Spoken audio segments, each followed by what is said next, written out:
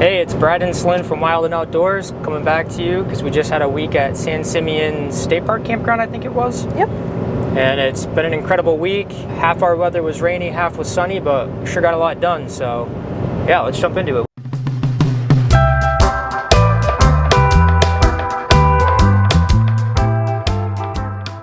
So we stayed at, it's called the Washburn Campground, which is basically the back part of the campground for San Simeon State Park. It has no hookups, it's just boondocking, which we are fine doing for like about a week, and our solar did really good, surprisingly. Yeah, a few months ago we were at Lake Mead in Nevada. Yeah.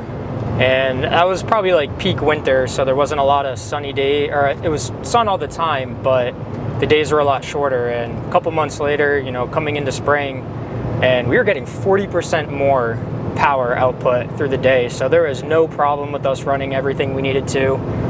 We even ran the heat pump a little bit for a few hours here and there, and we'd go right back up to 100%. We did break out the generator just because we did have 3 days of rain, which was quite a bit. But yeah, and we only ran it for 4 hours there in those 3 days.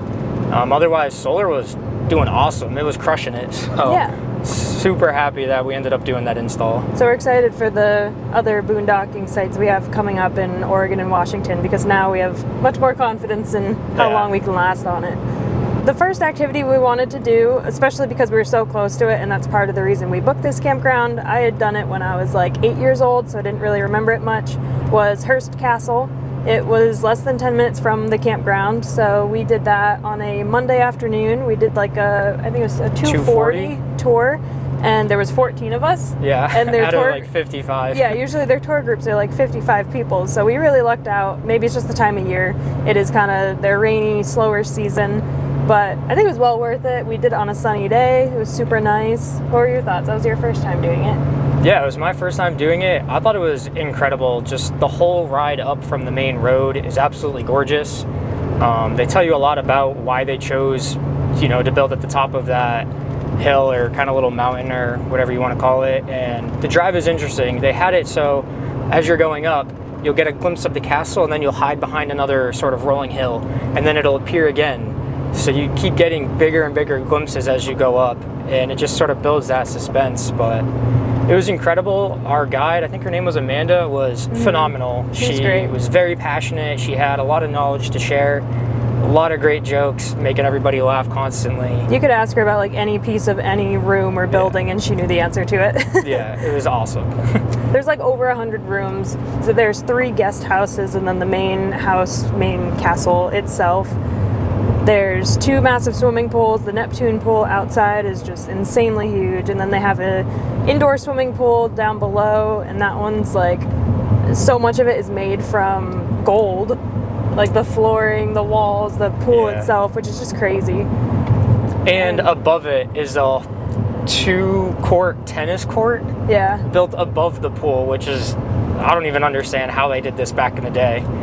But one cool fact that I thought was really neat is that the entire castle is built out of concrete and rebar, and then they have these panels or a facade that they build around it to make it look prettier, but basically that makes it earthquake proof. Yeah. Basically, like when everything else around was crumbling due to the natural disasters, this thing had 0 damage. Yeah, pretty impressive. We did the Grand Rooms tour, which was a little over an hour. I think it was like an hour and a half.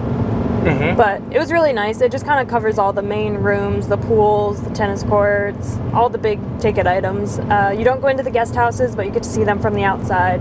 They do have a separate tour if you want to see those. Yeah, they have a lot of different tours just to explore different parts of Hearst Castle. But would highly recommend it. It was super cool.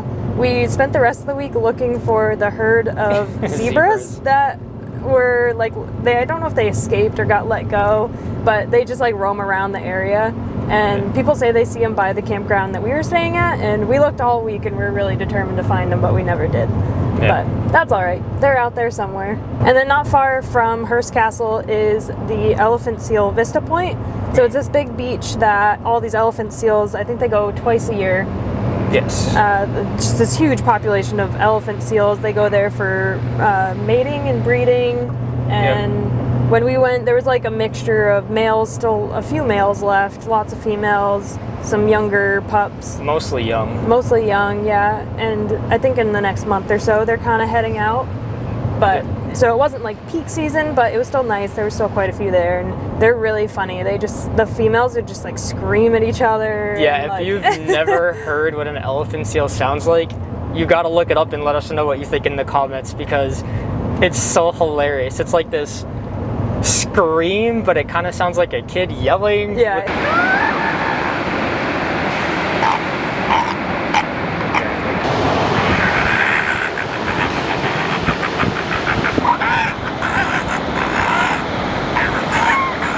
Yeah, very dramatic. So yeah, that's like right down the road from Hearst Castle. So we went there a few times. There's not like big grocery stores nearby or anything, but we ran out of bananas and milk. So we decided to take our bikes down the road to Cambria, and go to, it was Cookie Crock Market, I think. Sounds about right. It was a small store. They had quite a bit actually of produce and other stuff, but we decided to bicycle there. It was only a few miles. And on the way, we stopped at Moonstone Beach, which was absolutely beautiful. They have all these boardwalks, bunnies, squirrels, egrets. I don't know if they have any seals. We didn't see any. No but seals. Super pretty coastline walk, and it just follows along the ocean there for quite a ways. Right. It's very different from the East Coast, because if you guys have ever been to the East Coast, it's so built up with homes and businesses, and it's very commercialized. Essentially right up to the edge, where here in California we're noticing that there's nothing developed near the water or the ocean line, and maybe it's because the mountains are so close, there's just not enough room to develop it, but it just makes it that much more beautiful and amazing just to see everything the natural way. The campground we stayed at, it has some walking trails. I think the Washburn Campground, you're about a mile as the crow flies to the ocean, so it is a little bit of a trek, but it was really nice, super pretty. Mm-hmm. You're basically up on this hill, and you have more of a view of the surrounding mountains. Behind, like on the opposite direction of the ocean. Yeah. So we really liked having our bikes because we could just bike down the hill and bike to the water. The campground wasn't very busy. People would come in Friday and take off Saturday, but during the week... There was a few times we were like the only ones there. Yeah, it was absolutely amazing. And then, you know, you walk a couple hundred feet from the camper and you look down the hill the other side, and then you can see a huge span of coastline and just look out at the ocean. Our camper is like 35 feet-ish, add a little bit more for our bike rack. And I think the max size for a camper for this campground is 35 feet, and we were definitely pushing it. We were in site W201, so it's kind of the first one as you get to Washburn Campground, and we had our back tires backed right up against the blocks that they had, so we barely fit there. With the rain, they did want like all vehicles off the grass, so it was kind of hard to park our dually like in front of our camper diagonally to get it off the grass. So sites are tight. We saw lots of camper vans, sprinter vans, a lot of tent campers as well. Wouldn't try to force anything over 35 feet. I think 35 feet's a good limit. Yeah, especially if you have a tow vehicle like we do as well. Yeah. But for amenities, they've got bathrooms scattered all over the place. They're kind of like outhouses more so than typical bathrooms that you see. But back in the main section of the campground, had the more developed facilities. They had showers there. I think they were token showers. Token showers, coin operated. And then they had dumpsters there that were easy to access. Even though they came to empty them every morning at like 6:30 on the dot. It was Luckily, we were already up working. Right, we start work at 5. We work East Coast hours, so we were already up. But a few times we heard it when it was raining, and I thought it was thunder. It was so loud. And lots of wildlife too. Yeah. We had this egret or white egret that would just like hang out at our camp and eat these like little lizards that it was finding. We named her Gertrude, and Gertrude was around quite a bit. Tons of quail. Tons of quail, which I love quail. I think they're adorable. They're so cute. They don't fly too much unless they're really scared, so they just kind of like run really fast. They always look like they're in a panic. Yeah, I think the last amenity, I don't know if I mentioned, there's a dump station and a water fill station. To fill your water is free. That's convenient. The dump station, it's $10. You have to have a credit card or Google Pay, Apple Pay, something like that. There's no way to enter in cash. Unfortunately, there's 2 sections or like 2 spots to dump. One of the lanes that we went in, it wasn't connecting to the network, so we had to drive around and use the other lane. But yeah, all in all, I think that campground was amazing for a state park campground.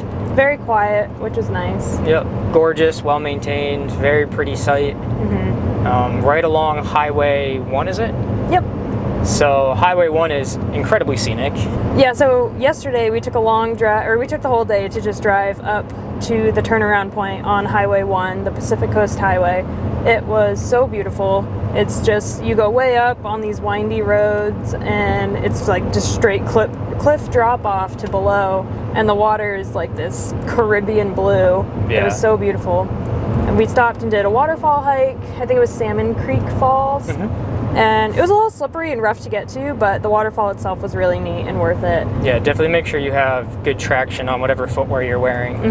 There's so many places to pull over along the highway, and even being a weekend, I think because part of the highway is shut down right now, it wasn't that busy. There was room at pretty much any pull off we wanted to go to. Make sure you fill up on gas before you go exploring the highway, because there's one gas station, and it was how much? I think your dad said he rode up on the motorcycle and it was $15 for like just over a gallon. It was like $10 a gallon. Yeah, it's like $10 a gallon. So they know how to get you. So pack food, pack drinks, and have a full tank of gas before you go up there. But yeah, San Simeon. Yeah, would thumbs recommend. up for sure. So yeah, San Simeon's definitely a thumbs up from us. If you enjoy this content, please drop us a like and subscribe. Let us know in the comments down below if there's anything else you want to learn about, any places you're interested in seeing or knowing anything about as we work our way up the coast, up through California into Oregon or Washington.